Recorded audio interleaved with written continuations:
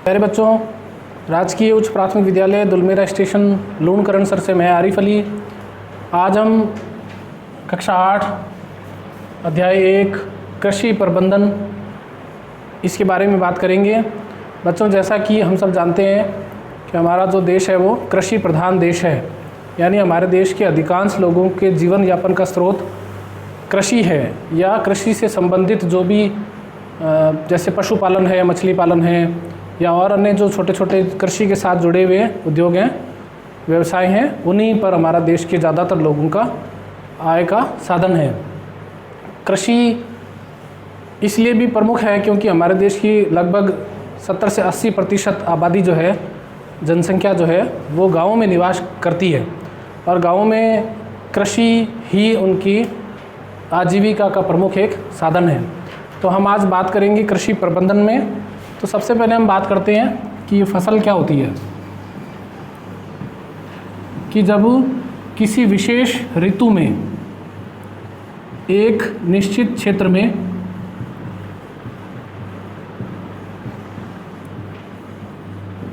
एक ही प्रकार के पौधे, एक ही प्रकार के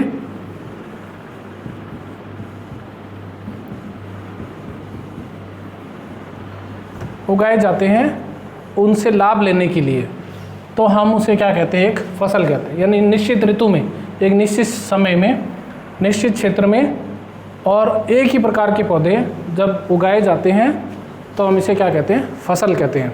फसल के कई प्रकार हैं, यानी फसल भी कई प्रकार की होती है।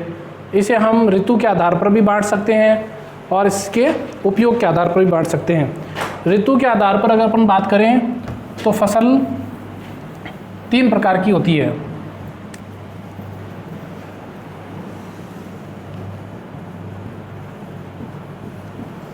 खरीफ की फसल, रबी की फसल और जायद की फसल। तो ये 3 प्रकार से हम ऋतु के आधार पर फसलों को बांट सकते हैं।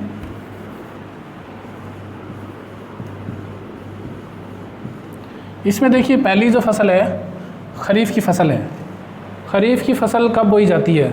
हमारे देश में मानसून का जो समय होता है उस समय ये खरीफ की फसल बोई जाती है। ख़ास करके राजस्थान में ये फसल जून जुलाई के मध्य बोई जाती है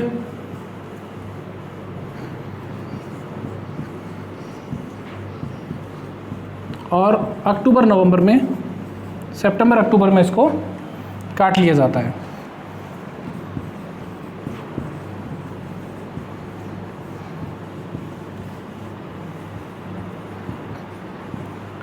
रबी की फसल इसके बाद आने वाली फसल है। दूसरी जो फसल है रबी की फसल है, ये नवंबर दिसंबर में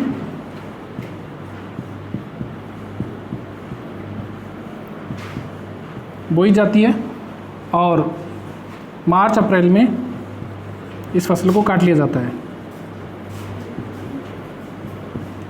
तीसरी फसल जो है रबी के बाद और ख़रीफ से पहले का जो समय होता है उस समय में इस फसल को बोया जाता है। यानी हम यूँ कह सकते हैं कि मई में इसको बोया जाता है और जून जुलाई तक लगभग इसको काट लिया जाता है। जून भी ले सकते हैं। ये 2-2.5 महीने की छोटी सी एक फसल होती है। अब बात करते हैं कि खरीफ की फसल के अंतर्गत कौन कौन सी चीज़ें बोई जाती है, रबी में कौन कौन सी चीज़ें बोई जाती है और जायद में कौन कौन सी चीज़ें बोई जाती है। तो इसमें बच्चों याद करने का तरीका ये है कि जो चीज़ हम सर्दियों में खाते हैं उसे हम बा लिया जाता है खरीफ की फसल में। यानी इस समय में जब इसको बो लिया जाता है, अक्टूबर तक तैयार होती है, सर्दियों तक ये हमको मिल जाती है। इसी तरह रबी में रहेगा। तो जैसे आप देखें कि अभी इस समय में जब हम ये वीडियो बना रहे हैं अगस्त के महीने में, हमारे खेतों में इस वक्त बाजरा मिलेगा, तिल, कपास, मक्का,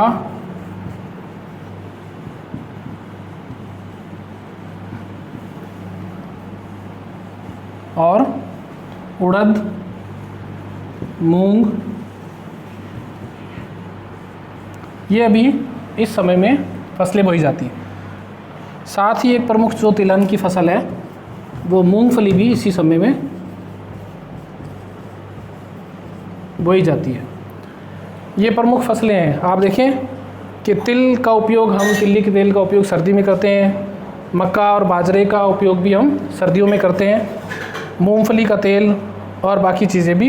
ये एक याद करने की ट्रिक है। रबी की फसल में क्या है? गेहूँ, चना, सरसों, जौ और मटर।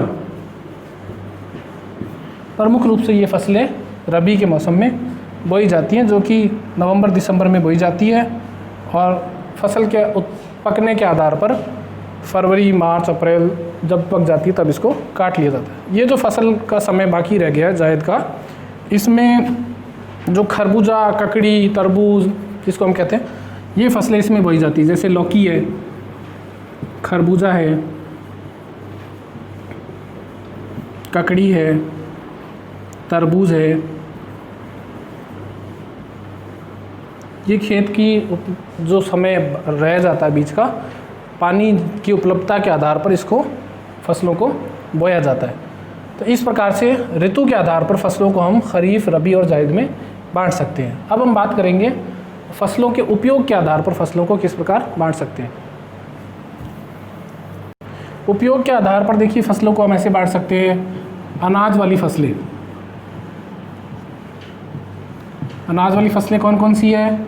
गेहूँ, बाजरा, ज्वार, जौ, चावल, ये सब अनाज हैं। मक्का भी एक प्रमुख अनाज है। दूसरे नंबर पे हम बात करते हैं ऐसी फसलें जिनसे हमें तेल प्राप्त होता है। तो किससे तेल प्राप्त होता है? सरसों, इसे हम तिलहन की फसल भी कहते हैं। तिलहन में क्या आता है? सरसों, मूंगफली, सोयाबीन,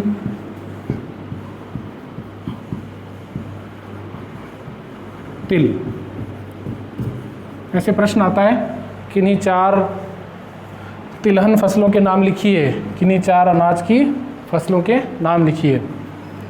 इसी प्रकार मसाले की फसलें हो सकती है। इसके अंदर मसालों में जैसे मिर्च, हल्दी, धनिया, है ना, और काली मिर्च, जीरा, सौंफ,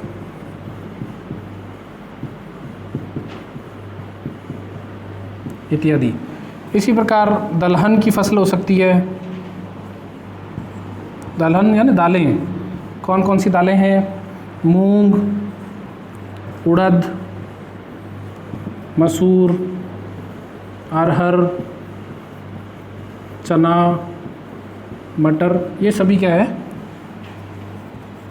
दालों की फसलें हैं।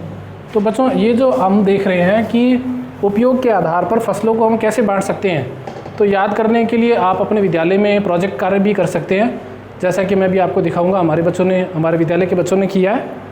तो उसके लिए आप इनके चार्ट बना सकते हैं। कैसे कि गेहूँ, ये सब अनाज जितने इनके छोटे छोटे सैंपल बनाएं, उसको पैकिंग करें प्लास्टिक की थैलियों में, फिर उसको उसके नीचे उनका नाम रखें। तिलहन, इसी तरह मसाले, इसी तरह दालों के जो है सैंपल छोटे छोटे से लगाते हैं। तो इससे क्या होता है कि जब कभी भी हम इनको कक्षा में आते समय जाते समय देखते हैं तो हमारे दिमाग में एक चीज़ फिट रहती है। हाँ, मूंग की दाल कैसी होती है, उड़द की दाल कैसी होती है, मसूर की दाल कैसी होती है।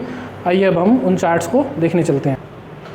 ये देखिए बच्चों ने किस प्रकार से चार्ट बना रखा है। सेरेल्स यानी अनाज, यहाँ देखिए गेहूँ, व्हीट इसको कहते हैं। ये देखिए जौ दिख रहा है, बाजरा दिख रहा है, ये मक्के के दाने दिख रहे हैं और ये चावल है। इसी तरह ड्राई फ्रूट्स के देखिए खजूर, बादाम,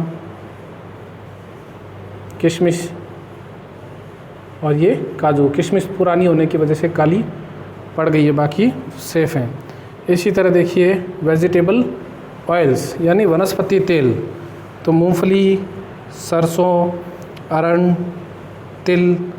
तिल में भी देखिए 2 तरह के तिल दिखा रखे हैं, एक तो सफ़ेद तिल है और ब्लैक वाले भी हैं, और सोयाबीन है, नारियल से भी तेल प्राप्त होता है।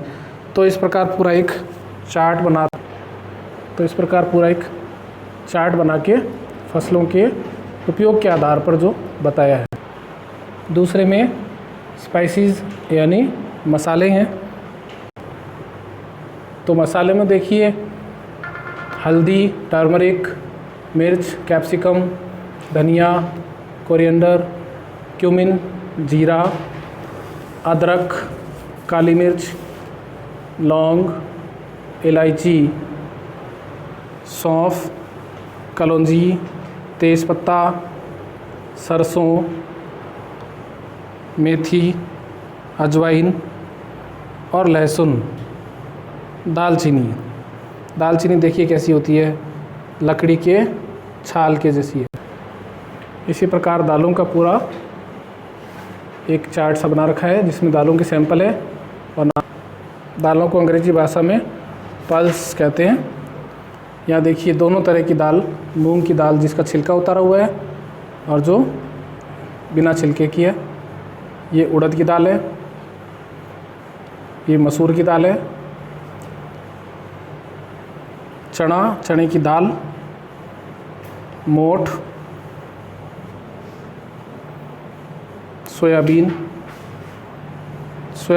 प्रोटीन का बहुत अच्छा स्रोत है, अरहर की दाल, मटर की भी दाल बनती है, और राजमा, ये भी एक दाल ही है। प्रोजेक्ट कार्य के रूप में हम इस प्रकार सैंपल लेकर उनके नाम लिख के और अपने विद्यालय की कक्षा में इसको लगा सकते हैं, ताकि बार बार अगर हम इसको देखते हैं तो हमें इसको अनावश्यक रूप से याद करने की बहुत ज़्यादा ज़रूरत नहीं होती है, ऐसे ही हमारे को ये याद हो जाते हैं। तो बच्चों, आज के इस लेसन में हम इतनी ही बात करेंगे। अगला जो लेसन जो बनाएंगे उसमें हम फसल के जितने भी चरण हैं, जैसे खेत तैयार करने से यानी जुताई, फिर सिंचाई, फिर बीज बोना, ये सारी जितनी भी पद्धतियाँ हैं उनके बारे में विस्तार से चर्चा करेंगे कि सिंचाई के कौन कौन से साधन हैं, जुताई के लिए कौन कौन से उपकरणों की आवश्यकता होती है, और बुआई के लिए कौन कौन से उपकरणों की आवश्यकता होती है, फसलों की सुरक्षा किस प्रकार आवश्यक है, भंडारण किस प्रकार आवश्यक है।